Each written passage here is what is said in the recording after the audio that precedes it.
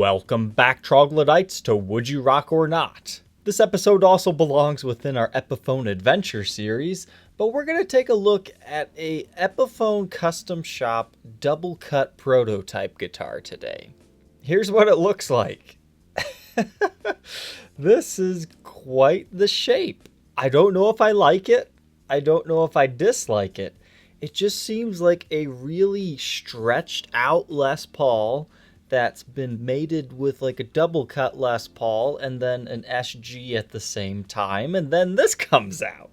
But then viewing it from far away, it almost seems to work. I think this would have been an interesting design had it had been a baritone scale guitar. The back of the instrument has a nice comfort carve to it, kind of like a Les Paul Special. And the color is black, which unfortunately I think is a bit of a downer. I would love to see like a natural color, but who knows what's under this finish. But the story behind this model is Epiphone created two of these. There was one that looked like this, and then I was able to find the other one that was for sale not too long ago that looked like this. Apparently this model never went to production, and these are the only two that were made. They have a beautiful flame maple top, likely a veneer of some sort. Neither of the sellers seem to be sure exactly what woods this was made out of besides the maple top, but they were all guessing the mahogany back and mahogany neck. But some interesting features that I found is it's a set neck construction, so that means it's a step above like the bolt-on models. It has a complete setup of a 3-way toggle switch and 2 volumes and 2 tones. But you see this little black ring around that one? What is that there for? Well, if we zoom in on this one, you can see it says GT Kill Pot. So what that means is you can lightly tap on this and it'll cut the sound out. I demonstrated one of these on the Epiphone Snow Falcon that I reviewed. It's not quite as good as the bucket head kill switches, and there's kind of pros and cons to it, like you'll normally turn your knob off as you're tapping it. But it's just kind of an interesting feature. Something else that's quite visually striking is no inlays on the fretboard. I tend to like the no inlay look when something is kind of evil looking. It also has Grover tuners with lock tone tunematic bridge and stop bar tailpiece. But you're going to notice that both of these guitars have this weird barcode serial number on them and they're stamped used. What exactly is the story behind that? Well, these were both refurbished guitars. Now what that means is for whatever reason, the manufacturer of these guitars, in this case Epiphone, they either discontinued this model, which is most likely the case, or it had like minor issues with its setup or finish or needed some light repair work. So Epiphone wiped their hands of these by sending it to a reclamation center. I noticed that both of these sellers listed these guitars at roughly the same time, and they both had them listed as refurbished. So after doing a little bit of digging and research into their companies, I actually found where they got these guitars from. And it's something called MIRC, Musical Instrument Reclamation Corporation.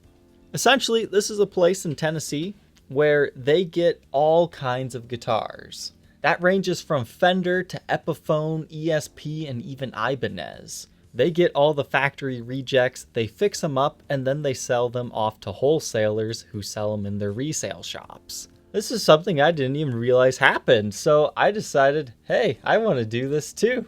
But you do need a valid state resale number, so I guess I'm going to look into this because this might make our EpiphoneEdventure a lot easier, as well as give us more detailed Fender Fridays. But the reason I'm telling you this is to educate you on refurbished guitars. The manufacturers will stamp them with a certain code. For Epiphone, it's used. And whenever something is sold as refurbished, they give them a new serial number. That's why these have this weird little tag here. So if you're ever buying a used Epiphone or a guitar within this price range, and you see used on the back of the headstock, as well as this type of barcode, that's how you know it's been refurbished. Now we talked about other stamps on higher end guitars like Gibson's in my recent I episode. It's a little bit different, but it does boil down to the same stuff. They're sold as is. The red and black version has sold. Unfortunately, Reverb does not tell us how much, but they were asking $699 for it. This red one is still available with an asking price of $649, and it was kind of tempting to maybe make an offer on this, especially since I've been buying quite a few prototypes lately, but I just don't know if I like these enough to do a full review or not. Unfortunately, neither of these vendors did a playing demo of these instruments, so we'll just have to forever be confused because I'm not even sure what to play for a demo of this weird guitar. But here's an excerpt from my video on the Snow Falcon that had a similar kill pot.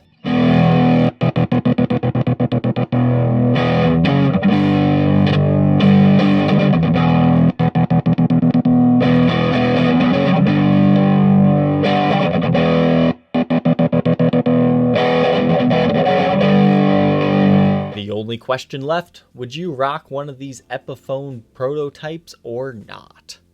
Leave your answer down in the comment section below.